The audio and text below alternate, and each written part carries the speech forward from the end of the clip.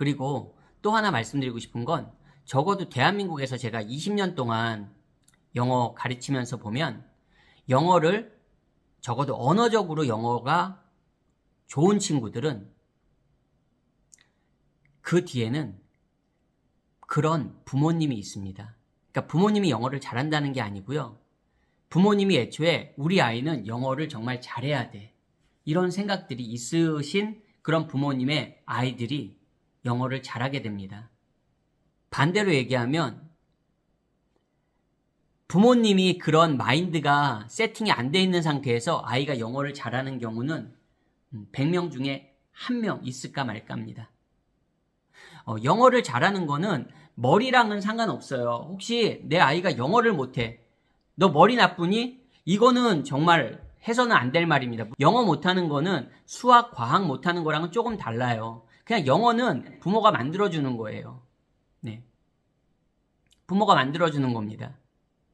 말 그대로 외국에 살면 영어 잘해요. 그 아이가 조금 어눌해도 영어 잘합니다. 영어는. 왜? 영어는 그런 거예요. 언어니까 머리랑 전혀 상관없는 거예요. 즉 여기서 어떻게 팍 꽂히시는 거 없나요?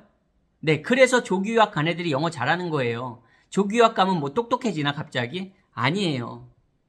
영어를 잘하는 거는 그냥 영어에 많이 노출되고 많이 사용하고 영어를 쓰는 환경에 놓이면 잘합니다. 특히 어린 시절에. 안녕하세요, 원어드림입니다. 이번 영상에서는 제목에서도 보셨죠? 한국에서 영어 유치원, 보통 1년 다닌다고 생각할 수 있겠지만 저는 그냥 최대 2년이라고 하겠습니다. 2년 영어 유치원 다니고 초등학교 6년간 우리가 말하는 원어민 영어 학원 다닌 친구들 도합 8년이 되겠죠. 8년.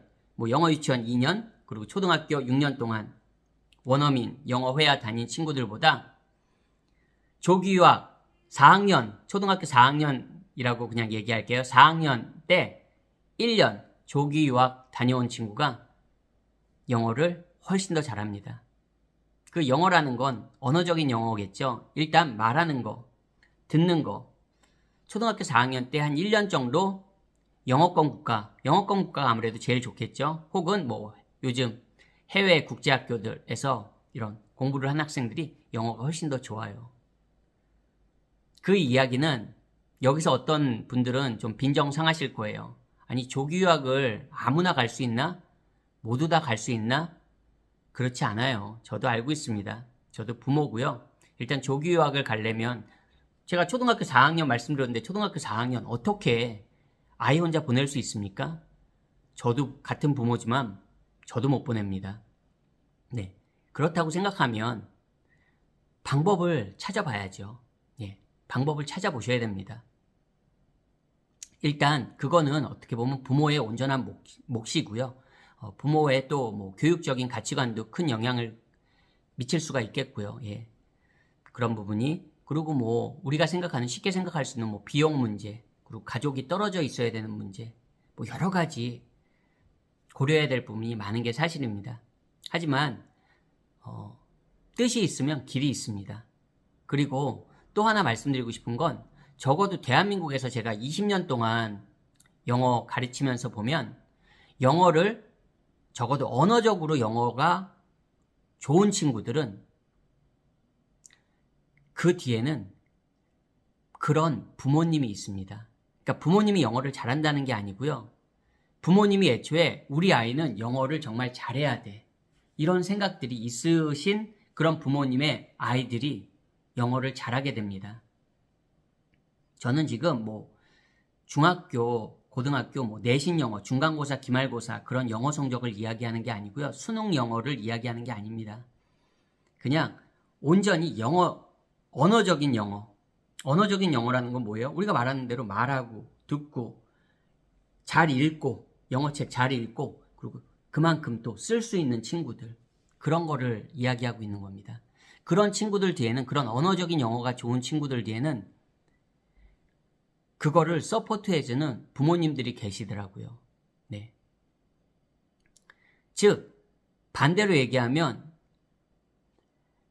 부모님이 그런 마인드가 세팅이 안 돼 있는 상태에서 아이가 영어를 잘하는 경우는 100명 중에 1명 있을까 말까입니다. 정말 그래요. 그럴 수밖에 없는 게 대한민국에서는 영어를 언어적으로 잘할 수가 잘하기가 굉장히 힘든 환경입니다. 아무리 요즘 온라인, 인터넷, 여러 가지 매체들이 발달되어 있다고 하더라도 기본적으로 영어를 우리가 일상에서 쓸 수 있는 환경들이 굉장히 제한적이에요. 아주 극히 제한적입니다. 그렇기 때문에 이 대한민국이라는 이 환경 자체에서 영어를 잘하는 게 특히 아이가 영어를 잘하는 게 굉장히 힘들어요. 기본적으로 영어에 대한 노출이 안 되기 때문에. 그래서 아까 말씀드린 대로 영어 유치원이나 초등학교 때 이런 원어민 영어 회화학원 많이들 보내시잖아요. 하지만 그걸로는 절대 시간이 부족하다는 겁니다. 모든 거에는 절대 시간이란 게 필요하거든요. 절대 시간이 충족되지 않으면 굉장히 힘듭니다. 어떤 단계에 이른다는 게 굉장히 힘들어요. 그래서 절대 시간 자체가 충족이 되기가 어렵기 때문에 기본적으로 힘든 거예요. 영어를 잘하는 거는 머리랑은 상관없어요. 혹시 내 아이가 영어를 못해.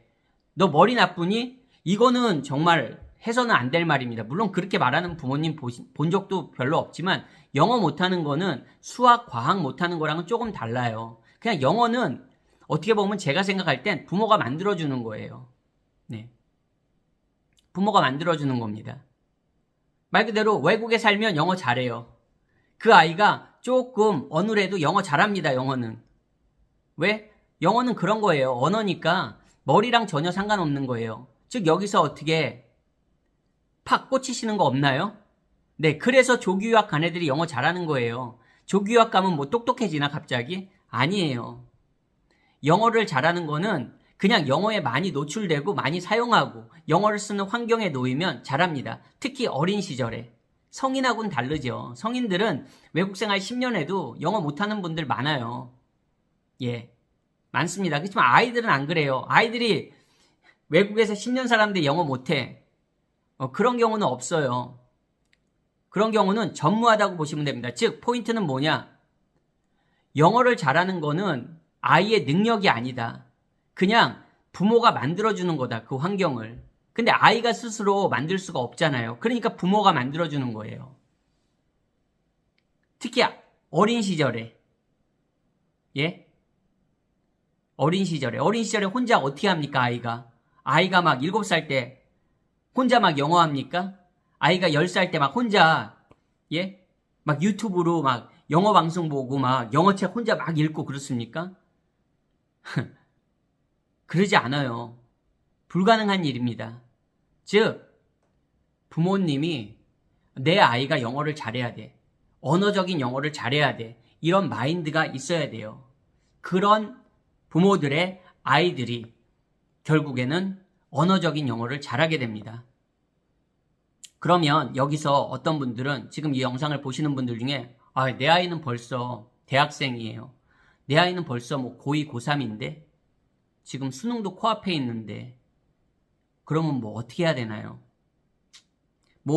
지금 갑자기 수능 공부 멈추고 언어적인 영어 해야지. 유학 갈 거 아니면, 예? 해외에서 취업할 거 아니면 그게 현실적으로 어렵다는 거 저도 알고 있습니다. 그런 경우에라도 뭐예요? 자녀가 이제 성인이 됐을 때, 네, 그 자녀도 또 자녀를 낳을 거잖아요. 예, 손자, 손녀 생기시겠죠? 그럴 때 기억해 두세요. 제가 지금 한 이야기들을 기억해 두세요.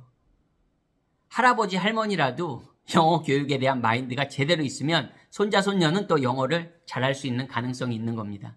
내 자녀 세대는 조금 만약에 그냥 지나쳐 버렸다면 내 손자, 손녀 세대에 다시 한번 또 기대를 해볼 수 있는 겁니다. 저는 지금 다른 이야기를 하고 있는 게 아니라 영어를 잘하냐, 그리고 영어를 잘할 수 있는 그런 기회를 부모가 만들어줘야 된다는 이야기를 하고 있는 겁니다. 그러니까 다른 식으로 이거를 다른 거에 대입해서 오해하시는 분들은 없으셨으면 좋겠습니다.